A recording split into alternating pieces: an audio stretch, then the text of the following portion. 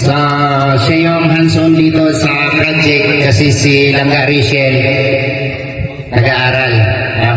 So, si Daddy D ang ano dito, in charge. So, salamat sa lahat ng tumulong sa bahay na ito at sa lahat po ng nandito na galing pa tayo sa ginawa nating event hanggang ngayon, nandito pa rin tayo. Yung iba, umuwi na. So, salamat sa nandito at nakarating. Nandito tayong lahat. No? So, tawagin natin si Dudong Ruel para sa kanyang napakagandang mensahe. Palagpagan natin, mga kalangga, si Ruel o Palalag. Ayan, magandang tanghali po sa ating lahat. Ayan, syempre po sa ating mga viewers po ngayon sa vlog po ni Langga Rachel. At syempre sa mga bisita po ngayon, mga galing pa sa iba't ibang lugar na talagang naglaan po ng oras, araw, para po maka-attend po sa ribbon cutting and turnover po sa bahay po ni Baby Jericho. So, unang message ko po ay ang aking taus-pusong pasalamat po sa lahat po ng Rochelle community, lahat po ng mga sponsor, mga iba't ibang grupo na talagang naggastos, talagang nagbitaw po ng pera para sa pabahay na ito. And another project naman po, another achievement naman po ng Rochelle community na may dagdag sa ating housing project. So, nakakatuwa, no, dahil kumbaga po na-adapt naman nilang yung ganitong project natin, no, kasi nga sa sobrang hectic po ng schedule niya, no, bilang part-time charity vlogger kasi nga nag-aaral pa siya. Pero nakuha niya ang ganito, makapagpatayo ng pabahay.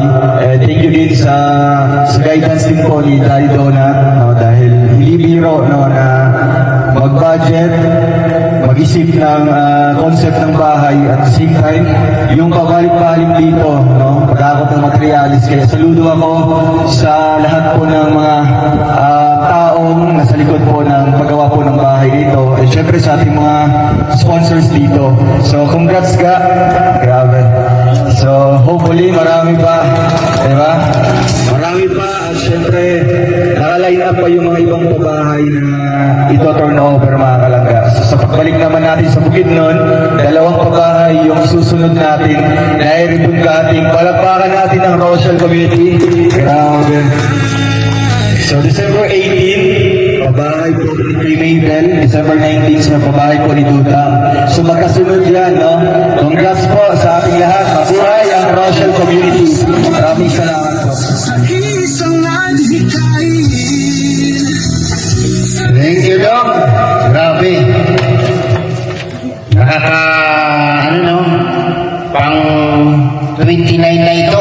29. Grabe, pang 29 na pabahay. Meron pang dalawang turnover, no? 30, 31. Grabe. Kabilang pa yung kay Butcho. So, mabuhay ang Rochelle! Palakpakan natin! Grabe, bago natin ibigay kay Langga ang mensahe at pasasalamat sa mga taong naging part sa pabahay na ito, tawagin ko lang po yung mga magigiting nating Philippine National Police na kaagapay at katuwang ni Daddy Donut sa paggawa ng bahay na ito. Andyan sila sa likod, sir. Kunting message po para sa inyo. Ang ating mga kapulisan, no? Dito sa Camarines Norte. Magbigay ng kunting mensahe si sir. Ayan, palakpakan po natin. Hello po, good morning po sa ating lahat. Especially po kay kila Ma'am Rachel, kila Sir Adi at sa ating pong lahat. Ano po? Good morning kuya. Kami po ang RPSB team ng San Pascual. Kami po yung mga dating naka-assign dito. Katulong po kami sa paggawa sa pag-labor po dito sa bahay.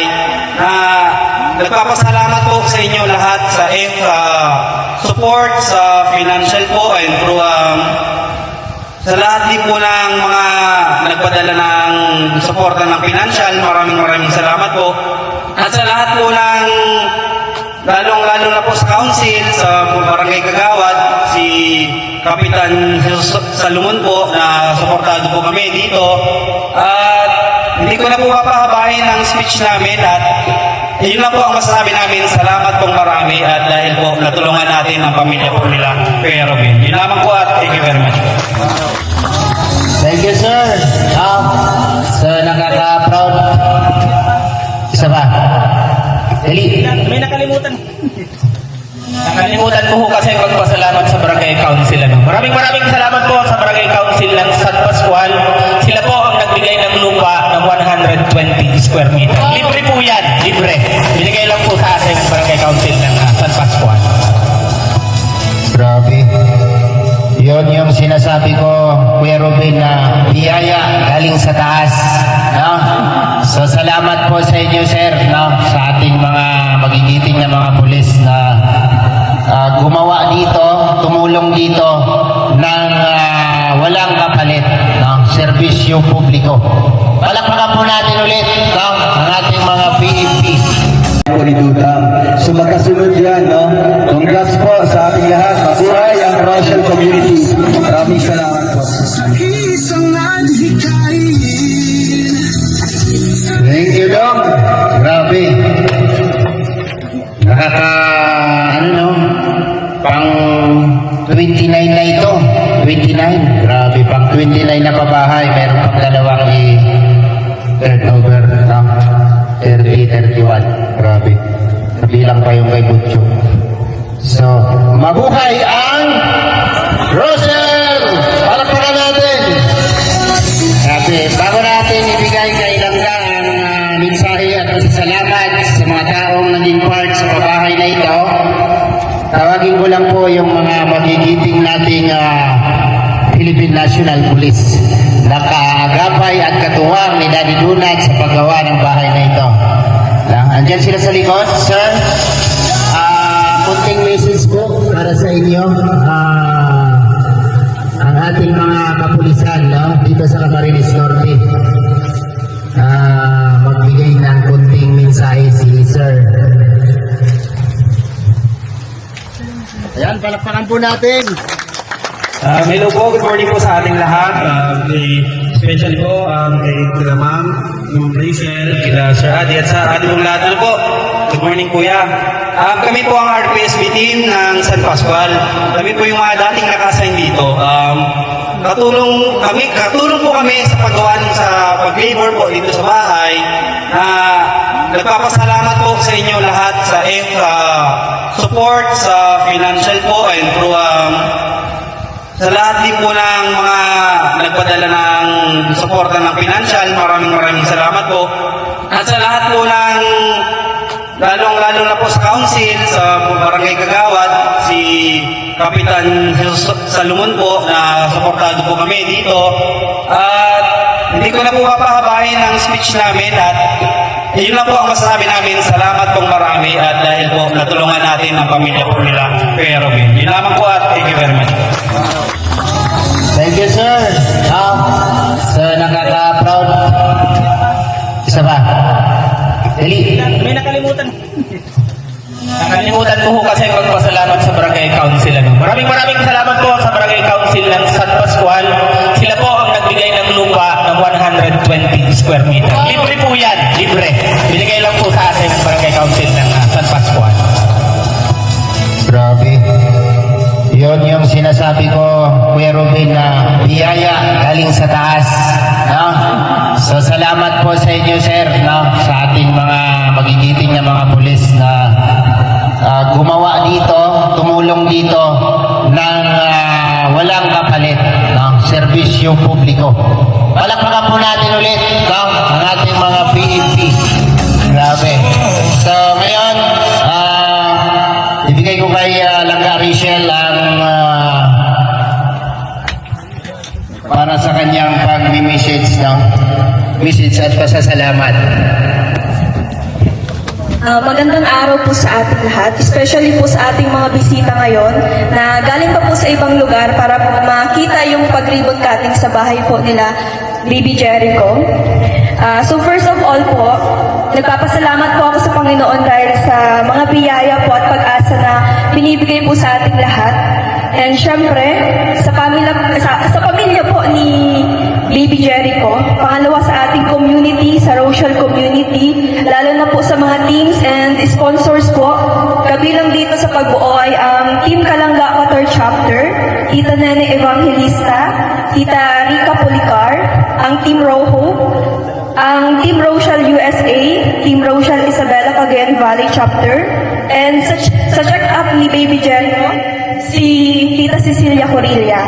And syempre, si Tita Nerma Madrona, Tita Laila Mendoza, Sir Gios, Sir Jersey Reyes, Mary Jane Datul, Maria Teresa Divana Dera, Rhea Cuchillas, Arlene Kalimpon, Arlene Ligpitan, Banji Alamag, Dang Mesa, Tita Jenny Miranda Maravilla, Tita Nancy Lerma, Tita Reka, bilang dito. Kay Tita Ann Lincoln Aguilar, Tita Nora Ichino, Tita Malu de los Santos, Team Lalags, Tita Irene Jamago, Tita Cristina Dawus, Tita Ana Lizan Mautan, Tita LV Amito, Tita Amina Muhammad. So yun po yung mga nagbigay po ng tulong para po kay La Baby Jericho, para po mabuo po mga kalangga itong bahay po nila. And syempre, dahil po sa ating programa mga kalangga, nagkaroon po sila ng maayos na bahay. Pero sa ngayon po, hindi pa siya tapos kasi talagang sinakto po namin na nandyan si Langga and syempre, kayo po mga kalangga. So, pagkatapos po nito mga kalangga, pwede na po natin ipagpatuloy yung paggawa ng bahay nila Baby Jericho. And syempre, pangatlo po, thank you rin kay Langga sa support niya ngayong araw po mga kalangga kahit mamaya po ay biyahe na po niya.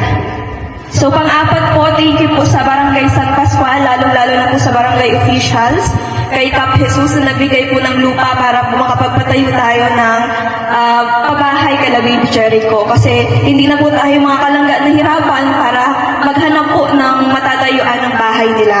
So, pang-lima po sa kapulisan po, sa RPSB, na tumulong po para matulungan ang pamilyang ito. At syempre kay Daddy Donut, kay Tito, na siyang naging abala po para po mabuo po itong bahay. Kasi syempre po, meron po akong pasok, lagi po akong busy. Kaya siya po yung naging abala po dito para magawa po itong pabahay kay La Baby Jericho. So yun po, congratulations po sa inyo Kuya Robin. Message ko lang po sa inyo. Ingatan niyo po yung bahay if ever man po na matapos po natin ito. At syempre, ingatan po natin kasi bihira lang po yung ganitong opportunity, blessings na matatanggap po natin. Kasi syempre po, may mga po na nag-expect na mabibigyan sila ng tulong. Pero kayo po, pinuntahan po kayo sa bahay ninyo para po mabahagian po, matulungan po. Kaya sana po ay ipagpasalamat po natin palagi yung mga blessings po na natatanggap natin, maliit man po malaki. So yun po mga kalangga, maraming salamat po and God bless po sa inyo. Yan, salamat Langga and congrats po sa iyong pabahay. No? Makikita po natin ang progress nito pagka natapos yung bahay. Sa ngayon, ongoing pa siya. Pero sasabihin ko na kay Tatay Ruben, no, na ingatan niyo yung bahay kasi suntok sa buwan. No? Na at sinasabi natin, napakaswerte ng beneficiary kapag napagkalooban ng ganitong pabahay. Hindi ho biro yan. No? Kaya mahalagahan ninyo yan.